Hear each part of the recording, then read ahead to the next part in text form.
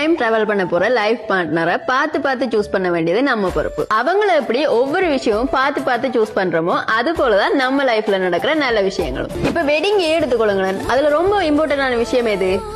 நீங்க யோசிச்சது கரெக்ட் தான், வெட்டிங் இன்விடேஷன். அட வெட்டிங் இன்விடேஷன்ஸா, அதுல என்ன இருக்கு பார்த்து பார்த்து சூஸ் பண்றதுக்குன்னு நீங்க யோசிக்கலாம். எஸ், நிறையவே இருக்கு. டிசைன்ஸா இருக்கட்டும், மெட்டீரியல்ஸா இருக்கட்டும், ஏன் ஒவ்வொரு கலர் சாய்ஸா கூட இருக்கட்டும், எல்லாத்தையுமே பார்த்து பார்த்து தான் பண்ணணும்.